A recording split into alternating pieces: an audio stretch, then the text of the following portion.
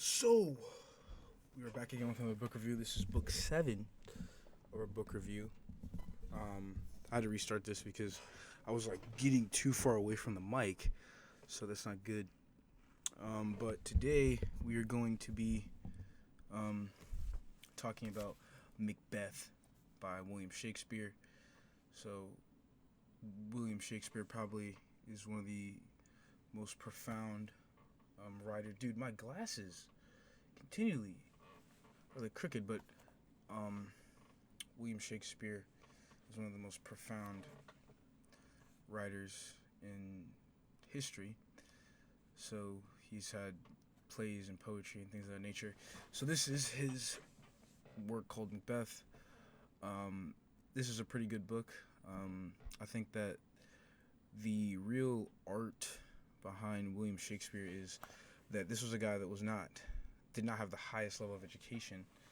Um, he did not have the highest level of education, but he was able to write some of the most classic literature of all time. And he was able to do this with very limited knowledge. And I think he's just a talent like none other. So he wrote this. So yeah, it's a work of art, but it's a really great story. One of the characters' name is actually Malcolm, and he has a really big kind of part of the story. So it was pretty cool reading that. My name being Malcolm, but yeah. So all these characters are they're like real people. Most of them, like at least, pretty sure Duncan and Malcolm, King of Scotland. So, but yeah, really good book. It was written pretty well. It's written in play format, so I can understand why this is a play. So, just kind of being aware that this was written to be seen as a play. So it's kind of written in like a script format. Still pretty great, but it's kind of different from what I've been reading recently, because I've been reading a lot of philosophy, things of that nature, or just like very like scientific minded textbook style um, literature. So it was kind of different looking at this. Like I said, trying to get into more poetry and things like that, and trying to throw in some fiction to this. Because after The Will to Power, I was like, dang, holy crap, that was a book. But these are really good, great to read. This is really great to read. Not too long, not too short, but it's perfect. So it's good for the strategy of mixing in, longer literature with shorter literature. I would probably give this like a 4 out of 5 stars. I think that seeing it in a theatrical setting would be a lot better, and I think that that's what it's supposed to be seen in, is a theatrical setting. So yeah, I think that's about it. I was gonna show like the recent pickups that I've gotten, but I'm just gonna keep it pretty short to this, just straight to Macbeth. But yeah, so we're on book 6, and we are in the 6th week, midway through the 6th week on Hump Day. So we're gonna make good progress for the numbers' sake. So my plan is to just get as many smaller books in, or relatively small, whatever you think it is. I read like 500-page books. So I'm going from 500-page books to like 130-page books, that I can finish in a day, with my schedule, finish in like one sitting, 2 sittings, right? So it kind of helps me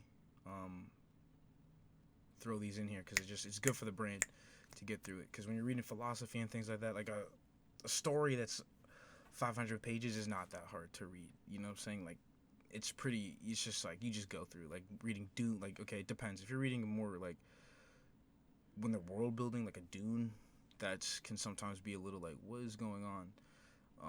And that's the biggest gripe with fiction, is like when you're world building. Not so much just following a narrative, but when you have to build a world and follow a narrative. But Then you have like philosophy, and if you're reading like deep philosophy, um, then like sometimes that's like 500 pages of you having to visualize like what, or like contemplate truth and all these different things. So sometimes I can get a bit straining on the brain intellectually, and then also too, I'm always writing about things after. So these books are really great for me to kind of mix this in, and I wanted this challenge to be good so that way when people are watching this, they can get ideas. And because at first I was just like, I'm just gonna go through every. My plan was just, you know, really dense literature, all the dense books that I wanted to read.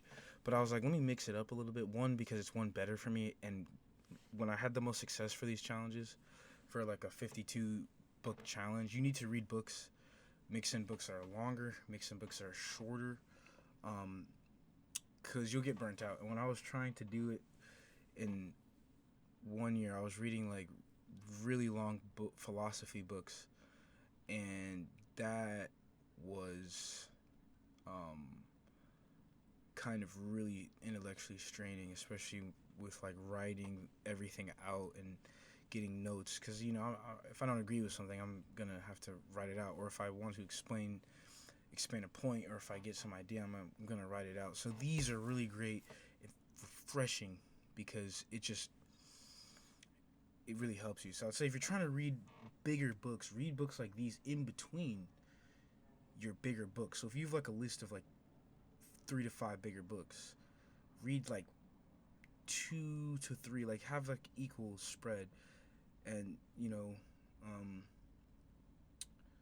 switch on and off between a bigger book and a lighter book. And if you can just go through, then just go through. But if you can't, then read some of these. Help with your focus, help with your confidence, help with everything.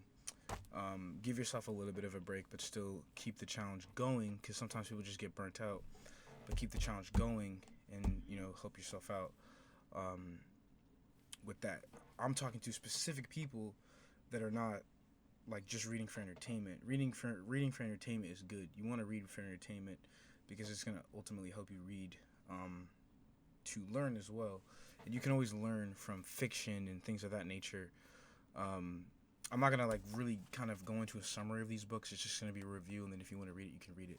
But yeah, so I did that, and also like I said, I did that way if people are trying to get ideas and they don't care about philosophy, that's not what they want. They can look at other books that they can read, and I think the classics are, a part of, or a necessity to a good reading list. So yeah, I hope that helps. But that is Macbeth, and I'll see you guys on book 7.